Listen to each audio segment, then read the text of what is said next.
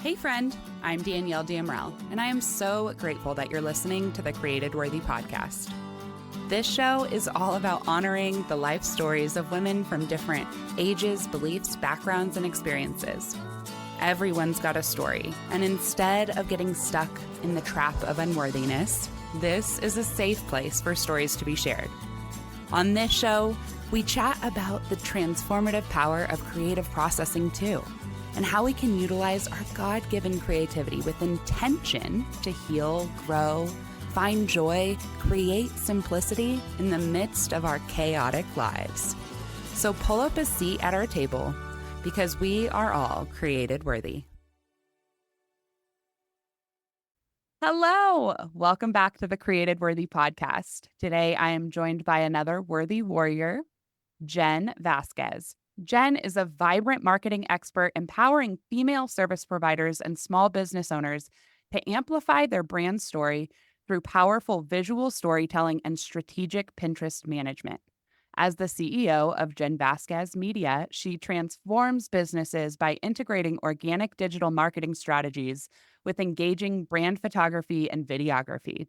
Selected by Pinterest as a Pinterest pioneer, Jen excels in leveraging Pinterest for growth. Jen's heart lies in building community and education, and she is an enthusiastic host. She is the enthusiastic host of the Marketing Strategy Academy podcast, an active participant in numerous marketing forums. When she's not crafting perfect pins or creating compelling content, you'll find her spending Tuesdays on the floor with her grandchildren and weekends indulging in her love for home karaoke and baking sourdough bread with her 4 adult children and 4 grandbabies. Shocking. Every time I hear that you're a grandma, I'm going to be like, I'm shocked because, yeah.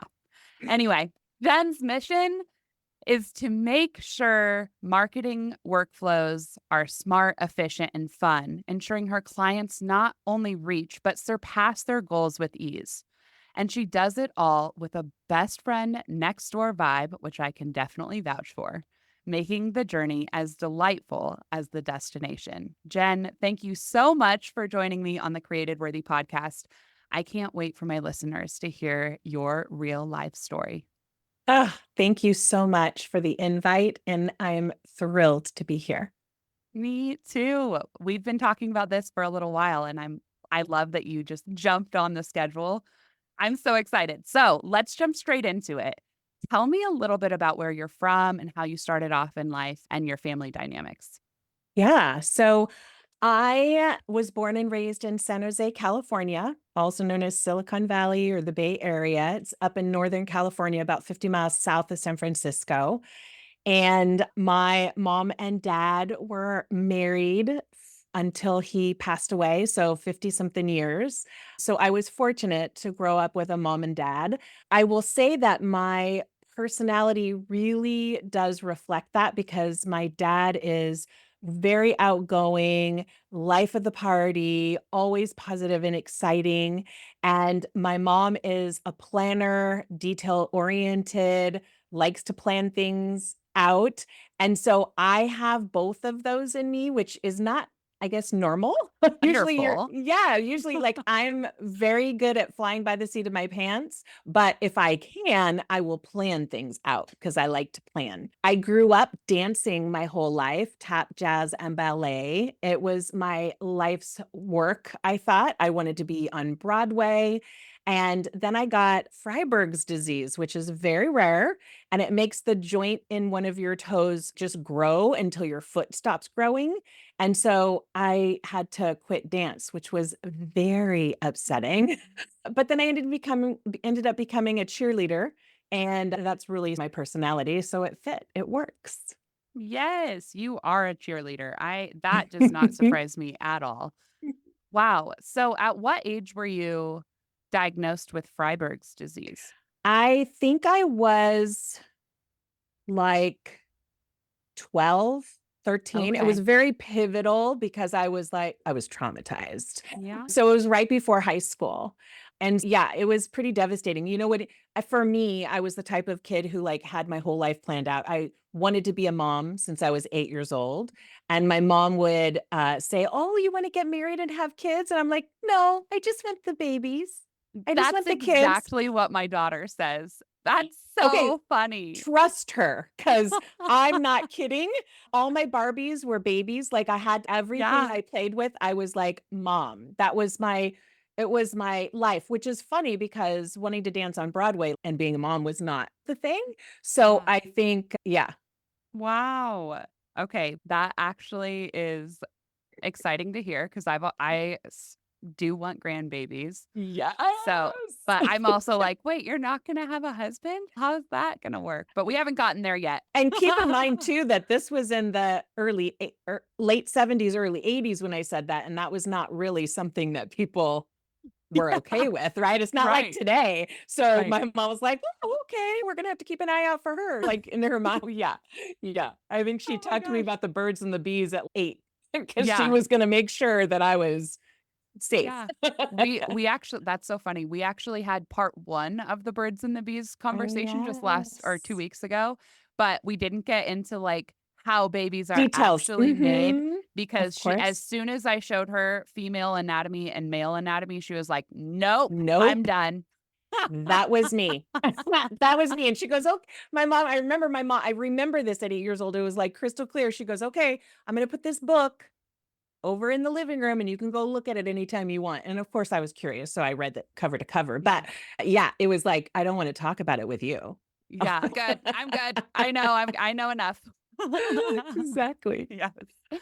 So, are you still in Silicon Valley? I Did you am. move at all at any So point? I did. Actually, my brother and sister-in-law moved to Arizona when I had my third daughter and she was like just born. And I got laid off like twice in a 6-month period. And knowing that he moved there and I wanted our kids to grow up together, like I was like, It's time to move." And so Yeah. my husband and I and my two older kids and my baby at the time, my daughter, we moved to Arizona. And I love it there. It's so clean and I do like it. It's hot, but I like Yeah. it. And then we were there for 2 years maybe, and then my brother moved back.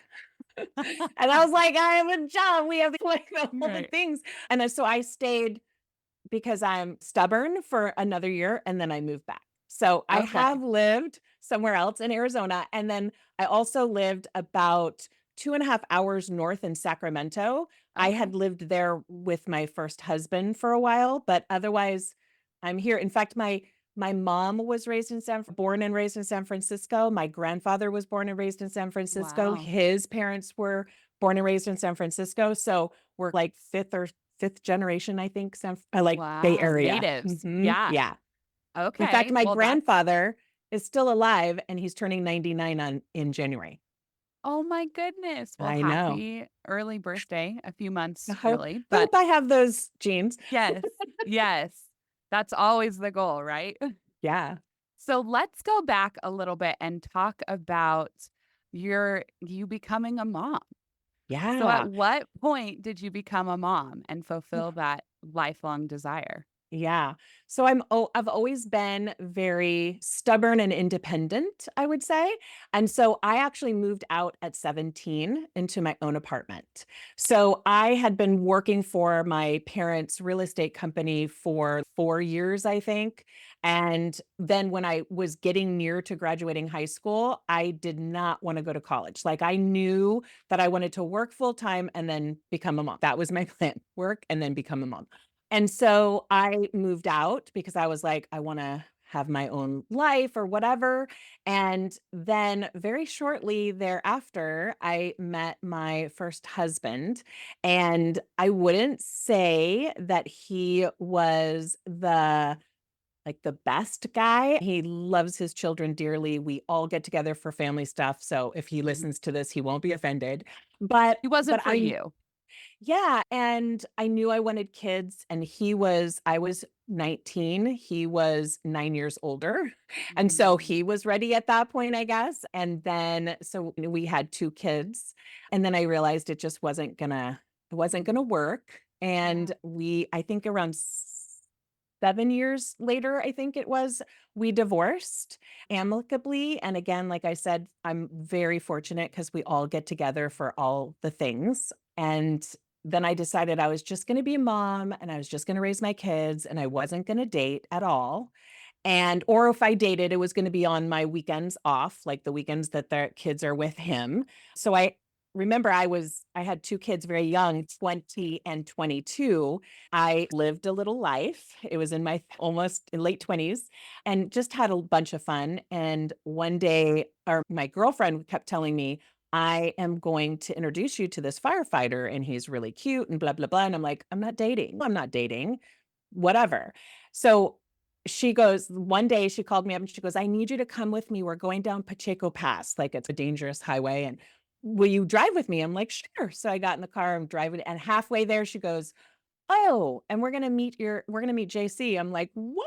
Trying to put makeup on in the dark. Like it was a whole thing. It was a But setup.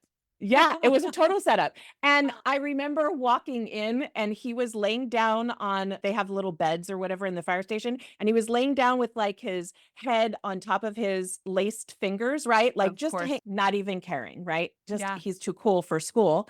And I walk in and I think he is definitely, I don't know, I didn't want to talk to him. He took a double take and then got up right away and then we started chatting and 4 hours later "Oh, you should take these melons," when we were leaving, "and pull a spoon, like, to make that little melon balls. Your kids will love it." And I was in love. It was, like, that Oh, fast. Yeah, it was yeah. crazy. So it was like rejection at first sight turned to love at first sight. Isn't that wild? It is wild, but he's still to this day we've been married for almost 30 years. He has Wow. been when you find somebody that just loves you for who you are and lets you be you, that's a keeper. Yeah. Note to self. Yes, that's a keeper. So, did you guys end up having more children? Because I We think did, you I bet. read that you have 4. Yes, it's funny because we moved in together. First of all, I dated some people, like, just dated, not looking for marriage, whatever, during a 4-year period in between, and I dated one guy for a year, and he never met my kids. I never let anyone meet my Good. kids. I just knew that I didn't want that. JC moved in 3 months later, and we were engaged, like, Mm, right then. And so I had a 2-year engagement because I just wanted to be sure. I'd already been married. I didn't want to mess up again in my mind. And so we had a 2-year engagement. And during that time, he was like, "I love your children like my own. They have a dad. I love them like my own. And I don't need kids. We're good." And I'm like, "Oh, no, no, no. You absolutely need kids." Like I wanted to have his kids. We got married, and a year later, we had my daughter. And then less than a year later, my younger kids are 16 months apart. This wow. is when we moved to Arizona. Whoopsie. And I had my fourth. And so, yeah. Oh my goodness. Wow. And now you have 4 grandbabies. We're going to The jump into that in a absolute second. best. But before we do that, I want to hear a little bit about your career path.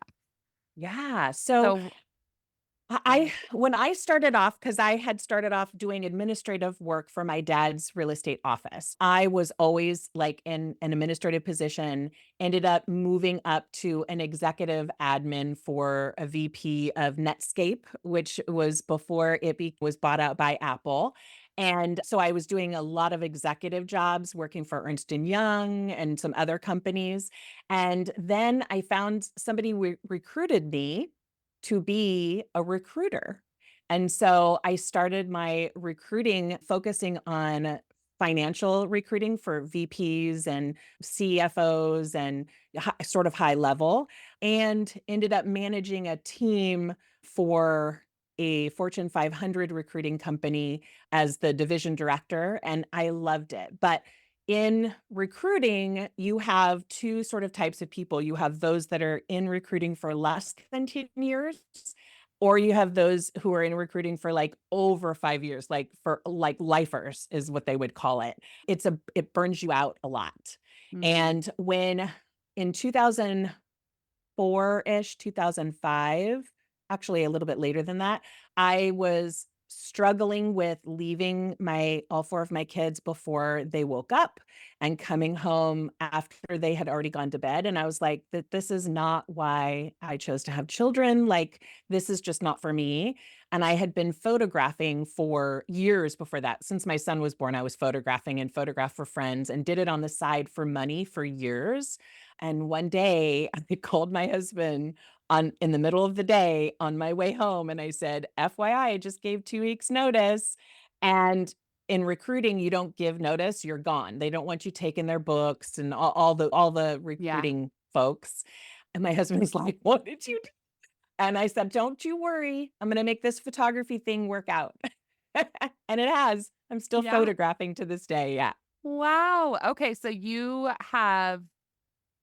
have you always done photography, like, as a hobby? And then Yeah, since high okay. school. I love Yeah. photography. And then when my son was born, I just had this, and then friends started asking because they would see my pictures that I was taking, and then finally strangers started asking, and then I made it a business on the side. So what's your specialty? What do you Well, enjoy back photographing the then, most? yeah, right now it's brand photography. I love anything to do with business, and my marketing strategy, my marketing knowledge enables me to photograph in a way that I can see these pictures as I'm taking them for them to be able to use on social media or to use on their website to capture Mhm. their personality, to capture all of those things and be able to help them create that marketing plan. So that's my favorite, but for years, it was weddings. I love everything about weddings.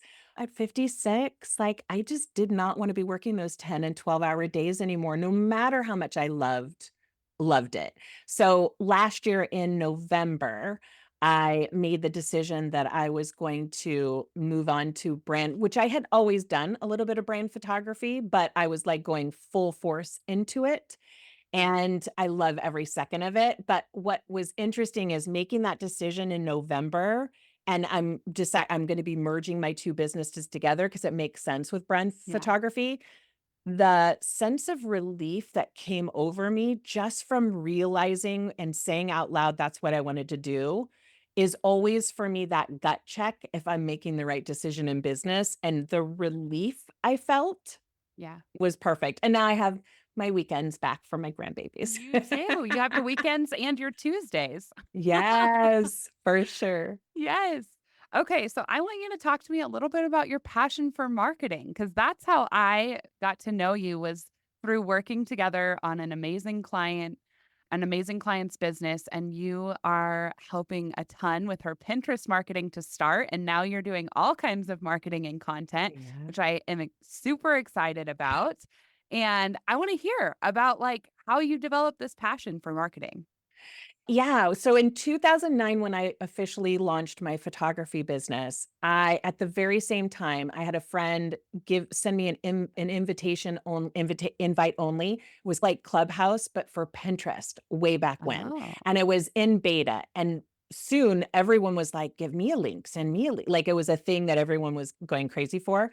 And I dove in head first into Pinterest because I knew I had to grow my business very quickly, and I recognized that it's a search marketing platform and you get new eyeballs at top of the funnel for Mm. everything that you do, and that worked really well. And so as I was using Pinterest, I would tell my, like, wedding pro friends and my business friends, "Oh, you should do this or you should do this," or whatever. And after, like, years of people telling me, You like, need to do this as a business." And I'm like, "I am not until my son graduates, my youngest, I'm not launching a second business and putting myself right in the same position that I was at corporate." So yeah, 2018 when he graduated, I launched right into that Pinterest marketing business. And my specialty in marketing in general and the strategy of it is I have a way of listening and hearing what someone's business goals are, and Mhm. knowing which marketing techniques to use and the keywords to get those viewers, get the people to look. It's like a game for me. It's like a competitive kind of thing for me, and I crave it. And my other specialty is really marketing workflows, like how to save time so people aren't wasting time. Entrepreneurs are is like my ideal client, right? Service Yeah. providers. And they're always wearing all the hats. And so if they tighten up their workflow, then they're going to have a constant stream of leads coming in and while they can work on what they want to work on.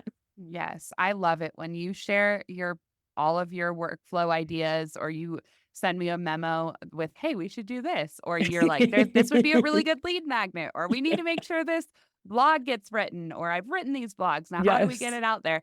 I'm like, "Yes," like you just have such a passion, but also what I love about you is how you have a passion for that individual person's business and to see them succeed, right? Like we live in a world, Yes. especially post pandemic, where a lot of people started online businesses, but not everyone really had a passion for the person they were serving, but rather a passion to make money from home Yes. or online. And that's something that just completely separates you, and something that I think we relate on a lot is Yeah. we care about them being successful in their businesses. We care that the marketing strategies that are being developed are actually going to push them towards that generating profit, right? Like towards a return on their investment, whether it's for us individually or Exactly. for whoever else they're investing in. But as a whole, like your business is for lack of better words, like it needs to be a well-oiled machine and everyone needs to know what they're doing. And there needs to be good workflows and there needs to be tracking and analytics and all of that. And you just have come in and been such a inspiration really for me to like Oh. level up even within my own business and within my own team. And yeah, I just have to call that portion out of you in you because yeah, you're just such a joy to work with and I love your Oh. passion for the person. Like, and I've heard you talk Yeah. about other clients where you're just like, and I Oh, had this client and I had this client and I just wanted to see them succeed in this way. And I'm like, that language is powerful, Jen. It well, really is. I totally agree with you, and I actually don't use that language as much as I should because I think that is a helpful thing for me to use in marketing to get across what it's like to work with me. Mhm. And I've had clients say, "Are you for real? Like, how could you like Yeah. care about these people you work with?" But that's the glory of owning your own business. Yeah. I know when I'm talking to somebody on a consultation if they're my ideal client. And if they aren't, I'm going to get them the help that they need because I do Yeah. want everyone to succeed. And I think every business should be on Yeah. Pinterest, period, the end. But I only work with those people that I love. That's the fun You of get my to choose where business. you delegate your Yes. energy and how you delegate it. Yes. And sometimes it takes a little bit more or a little bit less. But when you Yes. get to choose the right people for you, that's such a blessing in entrepreneurship. And one thing that I love thinking about in regards to this is if somebody isn't the right fit, then they're the right fit for someone else. And so what you're actually Yes. doing is it's that ripple effect of you're releasing them from potentially an unaligned fit with you that causes frustration on both ends, but also you're giving the next person, whether whoever that referral is or whatever direction you're sending them in, you're giving that person the opportunity to go find the right fit so that they can succeed. So it's still being really thoughtful and generous, even for the other person, even though you might Yeah. be saying no to them No, for for whatever sure, reason. and Yeah. a lot of times, because I don't think I've met people that I don't really like, I'm just I like Yeah. people in general, You. but if my experience and knowledge and services that I offer are not gonna help them to get the best fit, I specialize in service providers, so when you talk about products and all of that side of the business, that is not my specialty. I've had clients beg me to work with them and I'm like, "No, because I want the best for your business." And then of course, I refer them to somebody who is an expert in that position. And then some people who are not like on the fence about like management, Yeah. then I have my memberships for that. So then I feel because I have a ton of people from all walks of life in that group because I'm helping them to DIY it. So it's not Yeah. like I need that It's not as knowledge. hands-on. Yes. Yes. Yes. Yes. Which is so amazing. That's definitely like I wanna hear even more when we have some time together Yeah. about all of your different service offerings because, like, I don't even know about your membership, but we're definitely gonna leave all of the links to everything in your show notes so that other people can find you and connect with you. But before we do that, And Mhm. before you tell them where to find you, we have to talk about creative processing because creative processing is my thing. And I think just like you think Pinterest is for every business, I think that creative processing is for every person. I think it's something that most of us already do. We just don't know that we're doing it. And you shared with me that some of your creative processing methods are watching YouTube, dancing around your living room, and the biggest is taking a bath and, oh, your lash extension appointment every 2 Oh, weeks. hello. It just gives me the confidence to show up on video because 'cause I'm on video all the time, every week. Yeah, Yeah, I do certain things. I'm a creature of habit, which I know many of us are. That's part of our human thing. But so I hate exercise. So if I'm dancing around the living room or I'm taking a walk, I'm listening to podcast or I'm listening to music because yeah, otherwise I'll go crazy because it's just not my jam. But I know that my body needs it and my mental I need it. yeah, So I like to double things. I take baths almost every day. I haven't in the last couple days because it's been really hot, but yeah, normally I will every day. And when I'm in the bath, all my list of to-dos that is to watch certain educational videos because I'm constantly educating yeah. myself. That's when I do that work because then I'm in I the love bath that. and then I'm getting educated and I love updating my Yeah, skills and my knowledge and stuff. So I like to do that, but I never thought of it as what you're saying. I never yeah. knew that's what it was. I Creative love process. that you are making a list of intentions. That's what you're Oh, doing when you're making a list of what you want to study or learn about. That is brilliant and honestly something that I think I already I have like probably 10,000 lists in my phone with oh. different things that I want to do, but I've Yes. never thought about framing them as intentions so that like when I do need to do some creative processing to unwind or to combat Mhm. overwhelm or to just increase my capacity for love or whatever it is, like Yeah. using my list, like going back and being like, "Oh, okay, today my intention is to learn more about Pinterest." So I'm going to my the prompt that we use is the purpose of enter your creative method is to process enter your certain intentions. So for you it could be like the purpose of taking a bath, which I think puts your specific brain into a creative space is to Yes. process Pinterest growth or whatever. For me, it would be Pinterest growth. For you, I'm sure that it's literally any and everything. You seem like the type of person who just loves learning. Exactly correct. So, yeah, but that is so brilliant. I love that. I'm going to definitely put that in your promo material because I'm like, make a list of Yay. intentions whenever they come up. When you're looking And on I Facebook or Instagram or on YouTube and you exactly. save it, why don't you just Yes. make a list somewhere? So that's actually something that you can go and further process. And I also will say too that sometimes you need a break from these things. So Yeah. like I take a bath every day, but I don't always every single day watch like educational videos. I do it a lot because I crave that. That's part of my Mhm. like you're saying processing, but I also read 4 books a week. And so Wow. for me and I like audiobooks. I know it's sacrilegious, but Me that's I too. like I'm all audiobooks. I about just do. audiobooks. So when I take a walk, if I'm not listening to a podcast, I'm listening to a book. Or if I'm taking a bath, I either am getting educated or I listen to a book. Right. Sometimes I will, in the middle of the day, say, I'm done. And I will go lay down in bed, close my eyes, and just listen to a book. It like resets me. So, this is Yeah. your permission out there, if you're listening to this, to change things up if it's not working for you and to add some variety if you are not getting from it what you got from it before. Yeah, for sure. And yeah, being able to really just break that habit, but it's more of those subconscious habits that sometimes we just need to Yes. break. So if you don't ever read one thing I've been doing recently is I've been reading fiction. Listening to fiction. I've never listened to fiction in my life.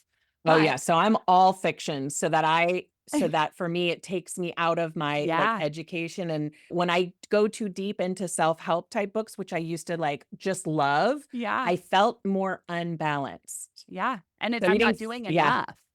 Yeah. Yes. So yeah, but for me, I've been pairing that with the intention of increasing my storytelling skills Oh, and really being able to see like how these fiction authors are. putting these books together in a So way that can smart. help me to increase my storytelling skills and really activate that imagination side of my own brain. Because as adults, we think we don't have an imagination or we shouldn't be playing, but that's not the truth. We're created for play.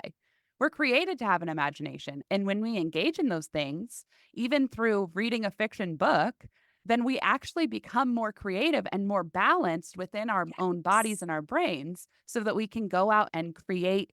And for I have a obviously my whole business is about creating. So I want to be able to Yes. have new ideas and not Yes, and get not get stuck. burned out. Yeah. And burned out, yeah. And I feel too, every time I read for any length of time, I always have business ideas. It's like your brain doesn't shut off, but Yeah. I'm connecting the dots that the ideas that I'm getting is in the storytelling.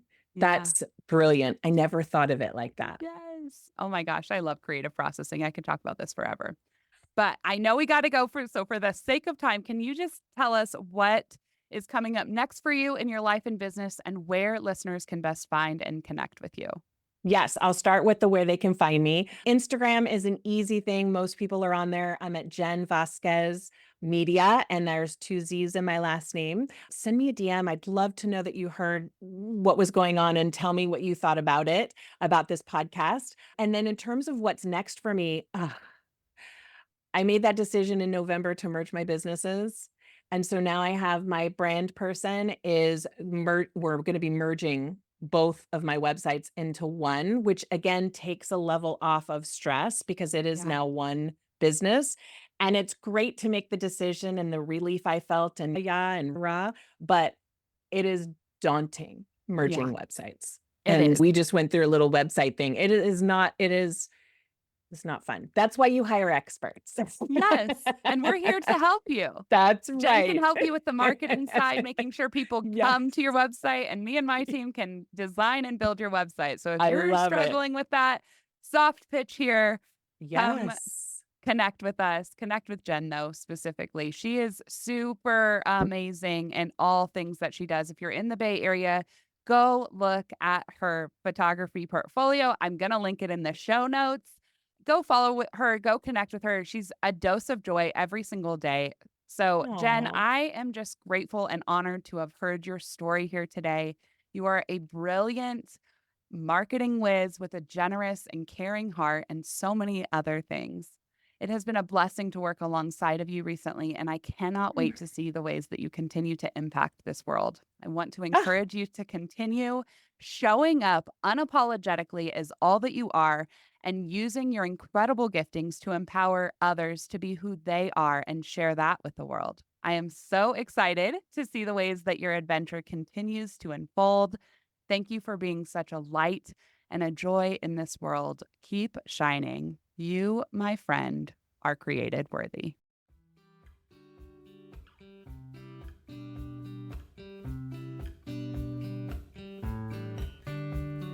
Thanks for listening and tuning in to the Created Worthy podcast. I hope that today's show resonated with you. And if it did, can you do me a huge favor and go leave a 5-star review? This helps more listeners find the show and it expands the reach of the stories and concepts that are shared here. All the links and guest information are in the show notes. And if you're on social media, come hang out with me. You can find the Created Worthy podcast on both Instagram and Facebook, or come follow along with my personal IG page where I just share more about the real, sometimes messy life of your fellow worthy warrior. Can't wait to talk to you soon, friend. And don't forget, we are all created worthy. hey, friend. Thank you so much for listening to my story on the Created Worthy podcast. I hope that you remember two things. First, don't be afraid to put family first. You will never, ever regret it. And second, take more baths.